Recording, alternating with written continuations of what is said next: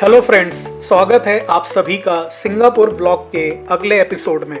पिछले एपिसोड में मैंने आपको दिखाया यूनिवर्सल स्टूडियोज का धमाकेदार एक्सपीरियंस, रोमांच से भरपूर राइड्स, फैंटेसी वर्ल्ड्स और वो एनर्जी जो बस यहीं महसूस होती है।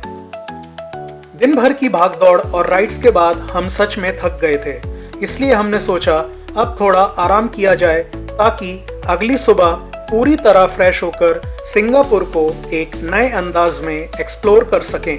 हम अपने होटल लौटे, हल्का फुल्का डिनर किया और फिर सो गए सुकून की नींद में, दिल में ढेर सारी यादों के साथ। अगली सुबह जब आँख खुली तो मौसम बड़ा ही सुहाना था और मन था पूरी तरह एक्साइटेड, क्योंकि आज हमारा प्लान था सिंगापुर की एक हाफ डे सिटी टूर का, जिसमें हमें इस शहर का कल्चर, इतिहास और मॉडर्न लाइफस्टाइल करीब से देखने का मौका मिलने वाला था। हमने नाश्ता किया होटल रॉयल न्यूटन में, जहां का ब्रेकफास्ट वाकई शानदार था। दक्षिण एशियाई फ्लेवर से लेकर कॉन्टिनेंटल आइटम्स तक सब कुछ मौजूद था। पेट भरकर खाया और फिर निकल पड़े बस टूर के लिए। तो दोस्तों, यहाँ से हमने अपनी जर्नी की शुरुआत की और हमारी टूर बस में एक बहुत ही मज़ेदार गाइड मिले, जिनका सिंगापुरियन इंग्लिश एक्सेंट सुनना अपने आप में एक बेहद अच्छा अनुभव था। New to the seaside, machine guns, so a lot of people died during that time. It's the darkness of the country during that time. That's why the British surrendered. So that's why the Singapore mere citizens have to serve the national service. So उन्होंने पूरे रास्ते हमें न सिर्फ जगहों की जानकारी दी, बल्कि सिंगापुर के इतिहास की कई दिलचस्प बातें भी बताईं, जैसे कि कैसे 1965 में मलेशिया से अलग होकर सिंगापुर बना एक स्वतंत्र देश और कैसे इतने छोटे से देश ने इतनी तेजी से तरक्की की। Why we cannot depend on other people for the safety of Singapore. So the people have to serve the national service. So we are all under army training. बस टूर में सबसे पहले हमारा स्टॉप था रैफल्स होटल। ये Singapore में ही नहीं बल्कि एशिया के सबसे फेमस होटलों में गिना जाता है। गाइड ने एक दिलचस्प कहानी भी बताई। एक समय एक बाघ यहाँ के लॉबी में घुस आया था, जिसे वही शूट करना पड़ा था। आप सोच सकते हैं एक लग्जरी होटल और एक जंगली बाघ, क्या सीन रहा होगा। This hotel, average room rate per night is about 1,000 Singapore dollar. That's why I always pass by. Okay, there's a true fact about this hotel. They ever discover a real tiger inside the billiard room of this hotel. A real tiger was found inside the billiard room of this hotel. But not to worry. It happened in 1905. We are not born yet. We are upstairs waiting to come down. You choose India, I choose Singapore. Raffles Hotel is famous for one type of cocktail drink called the Singapore Sling cocktail. A famous drink invented by the bartender. This is a famous drink by this hotel. Okay, you can see sandstone on the ground. Last time is many years ago is horse riding. That is many years ago. So the road you are traveling now is called Beach Road. So last time is the sea. We feel the sea to have the land. Imagine you book the hotel enjoying the sea scenery. Okay, from Changi Airport all the way you travel the highway, you pass by Marina Bay Sands, right? From Changi Airport all the way to Marina Bay Sands, they are all reclaimed land. Even including the airport is all the sea. They feel the sea to have the land. Okay, because we have shortage of land in Singapore. Shortage of land. So every piece of land in Singapore are planned 10 years in advance for the usage. We don't decide, oh, I want to build a shopping mall next year down there. No, it's planned 10 years ago. रास्ते में देखा civilian war memorial, जो उन हजारों मासूम लोगों को समर्पित है जो जापानी कब्जे के दौरान मारे गए थे। गाइड ने बताया कि कैसे उस समय चीनी समुदाय और दूसरे लोकल लोगों ने भारी दुख और संघर्ष झेला। British surrendered to the Japanese on that day, and that was the first day of the Chinese New Year. Can you imagine you celebrate your Diwali day, then the country surrender? Yeah. Of course, when we under the Japanese ruling is, you know, they are very cruel. A lot of civilians died during the Japanese occupation time. So you see the tower are made up of 4 pillars, represent the four races: Chinese, Malay, Indian, and Eurasian. For the four races, so many people died during the Japanese occupation time, especially the Chinese, because the Chinese support the China against the Japanese. You know, one time when the Japan's invaded China. अगला stop था fountain of wealth. यहाँ बनी हैं 5 उंगलियां जो दर्शाती हैं समृद्धि और पॉजिटिव एनर्जी। गाइड ने बताया कि जहाँ भारतीय संस्कृति में बायां हाथ अक्सर नेगेटिव माना जाता है, वहीं चाइनीज संस्कृति में बायां हाथ भी पवित्र हो सकता है। इसी जगह पर फिल्म क्रिश की भी शूटिंग हुई थी। Okay, Suntec City is surrounded by 5 buildings. We have the in the Guinness record is the biggest fountain in the world. Of course, in the Chinese feng shui, water means money. So normally when you see fountain water flowing out, right? The Suntec City, the fountain was designed with the water flowing. But now you don't see the water flow because there's some time, auspicious time for the water flow. So water flowing means money coming in. Okay? Water flow up, money gone, thank God. So that's why it was designed with water flowing. Surrounded by 5 buildings. You can see 1, 2, 3, 4, 5. It represent our 5 fingers. The fingers holding the money coming in. If you look carefully at the ring, there's a small hole surrounding inside. The internal ring has small holes. It's where the water flowing. The external, there's no holes. Okay? This is where they filmed the Quiz movie. Yeah. Okay? Yeah, if you can recall, the Quiz movie was filmed down here. Krish. Yeah, Quiz movie. Okay? So this is the fountain of Bell. The biggest fountain in the Guinness record. One question for everyone. The 5 buildings surrounded the fountain is the left hand or right hand? What you think? The 5 fingers holding the money is the right hand or left hand? Right. Right hand or left hand? Right. Any answer? When the Indians say right, it's always wrong. I know the Indian went for fortune telling. The man read the right palm, the lady read the left palm. Am I right? Especially you have the arranged marriage, you have to read the palm, fortune telling. The Chinese read the left palm for the man. The Chinese read the left palm for the man. Opposite from India.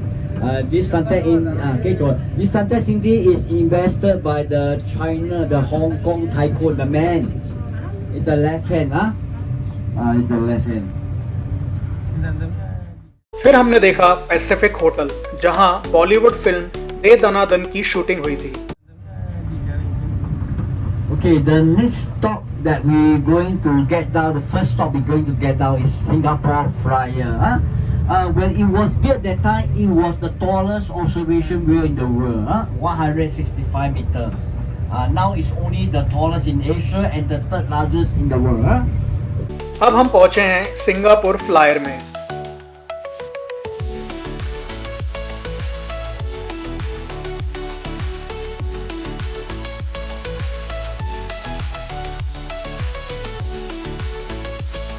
We are at the Singapore Flyer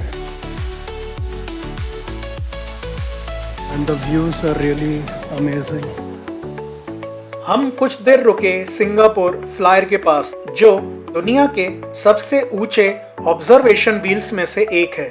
her pod एक छोटा सा कमरा होता है जिसमें बैठकर आप पूरे सिंगापुर का 360 डिग्री नज़ारा ले सकते हैं। दोस्तों, सिंगापुर फ्लायर कोई आम झूला नहीं है, बल्कि साउथ ईस्ट एशिया का सबसे ऊंचा ऑब्जर्वेशन व्हील है।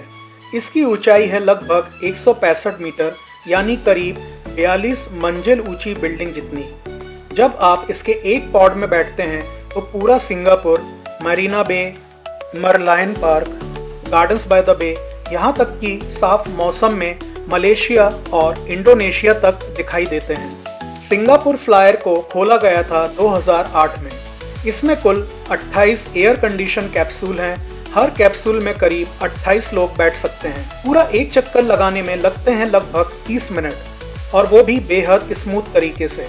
इसका डिजाइन फेंग शुई प्रिंसिपल्स के आधार पर तैयार किया गया है, जिससे ये पॉजिटिव एनर्जी को दर्शाता है। कुछ समय के लिए ये दुनिया का सबसे ऊंचा फेरिस व्हील भी रह चुका है, जब तक 2014 में लास वेगस का हाई रोलर नहीं बना था। अगर आपको ऊंचाई से डर नहीं लगता है तो सिंगापुर फ्लायर एक ऐसा अनुभव है जो जिंदगी भर याद रहेगा। और हाँ, कुछ कैप्सूल प्राइवेट भी बुक किए जा सकते हैं, रोमांटिक डिनर, शादी का प्रपोजल या सेलिब्रेशन के लिए। Right side. You can see in front of you on the right side there's a flyer model. Huh? Down here, in front of you. This is a model of the Singapore flyer. Huh? You can book the flyer for your personal function, personally usage, birthday party, company function, whatever. As long as money can already. I think one booking at least 1,000 Singapore dollar. So now if you're going to Singapore flyer, the ticket is $40 for the adult, 25 for the children. Okay. The Singapore flyer is not alone. The ticket consists of two attractions: the time capsules and the Singapore flyer.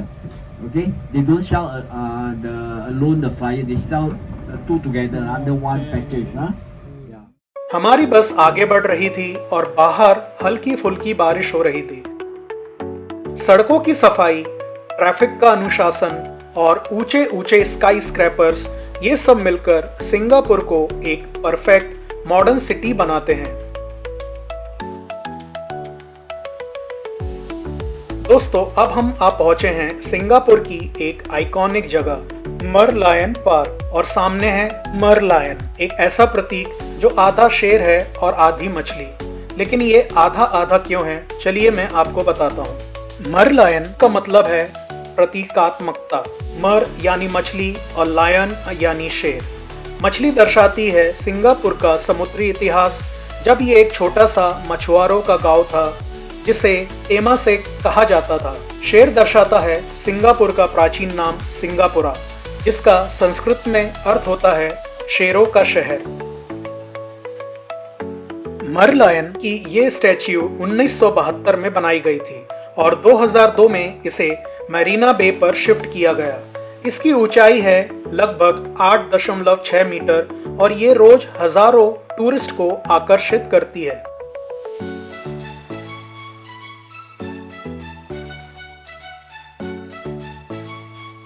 मरलायन park से आप मैरीना Bay Sands, Esplanade और पूरी skyline का शानदार view ले सकते हैं। Guide ने बताया कि सिंगापुर में हर किसी को कार नहीं रखने दी जाती है, क्योंकि देश छोटा है और पब्लिक ट्रांसपोर्ट इतना अच्छा है कि जरूरत भी नहीं पड़ती। और मरलायन यहाँ के बैलेंस को दर्शाता है, समुद्र और धरती, पुरानी पहचान और मॉडर्न सोच का संगम। यहाँ खड़े होकर जो फीलिंग आती है वो कहने से नहीं, महसूस करने से ही आती है। हमने यहाँ खूब फोटो क्लिक की, हर कोना जैसे पोस्ट कार्ड बन जाता है।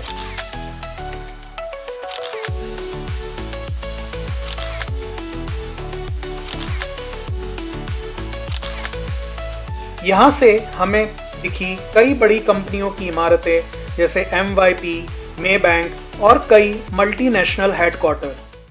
Indonesia. You know Singapore is surrounded by Indonesia, Malaysia, a Muslim country. From this spring when he came out for hunting, he was traveling by boat and he encountered the thunder, storms. Then he came to an island. When he stepped into the island, he saw a very big creature. This time not a tiger, a lion was found. He saw a lion, so he liked the island very much and he decided to settle down the island, and the name was given to the island called Singapura. Singapura means Lion City. So the lion head represents Singapore Lion City. Then fish tail represents Singapore, a humble beginning as a fishing village. So in the Javanese language, Temasek, you know about Temasek? It's actually referring to the sea. So we actually a fishing village. So they combine the history, the name, they come up with Malayan. The Merlion, the name came from the name mermaid. Lion with the fish tail called Merlion. This is where the name comes from. It was made in 1972. Okay, no hurry to get down. I explain what you're seeing now. Okay, you see the water down here. This is Marina Reservoir. The only reservoir in the city area. Okay, in front of you is Marina Bay Sands. अब हम पहुंचे हैं एक सुंदर Chinese temple में, जहां का वातावरण बहुत ही शांतिपूर्ण था। हमने अगरबत्तियां जलाकर अपनी प्रार्थना अर्पित की, मन को सुकून मिल गया। गाइड ने बताया कि यहाँ लोग रोज प्रार्थना करने आते हैं और जीवन की बैलेंस को बहुत महत्व देते हैं। फिर आगे बढ़े हम साउथ बीच की तरफ, जहां एक शानदार बिजनेस और आर्टिस्टिक लोकेशन देखने को मिला।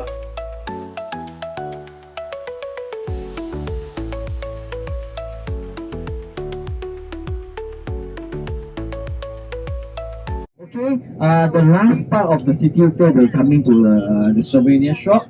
Okay, this is a very big souvenir shop. We sell different type of souvenir in this shop.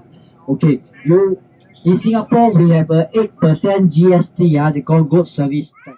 अब बारी थी थोड़ी शॉपिंग की, तो हम गए जॉयस आउटलेट और वहाँ कुछ अच्छे ऑफर्स में शॉपिंग की। स्मृति चिन्ह, कपड़े और कुछ गिफ्ट्स, थोड़ी सी मस्ती और थोड़ी सी मोल भाव।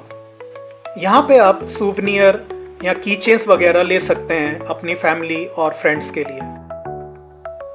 दोस्तों, अब भूख भी लग चुकी थी और हम सोच रहे थे कि लिटिल इंडिया जाएं या फिर चाइना टाउन, लेकिन फिर सोचा होटल में ही लंच कर लिया जाए। दोस्तों, होटल आने के बाद हमने थोड़ा आराम किया और हमने प्लानिंग की अपने अगले डेस्टिनेशन के लिए। तो दोस्तों, ये था हमारा सिंगापुर का हाफ डे टूर। छोटा लेकिन बहुत खास। इतिहास, मॉडर्न लाइफ, कल्चर, दर्शन और थोड़ा शॉपिंग, सब कुछ मिला एक दिन में। आपको कैसा लगा आज का ब्लॉग, कमेंट में बताइए, और अगर पसंद आया हो तो लाइक, शेयर और चैनल को सब्सक्राइब जरूर कीजिएगा। तो दोस्तों, मिलते हैं अगले एपिसोड में कुछ और नए अनुभवों के साथ। तब तक के लिए stay safe, stay happy and stay healthy.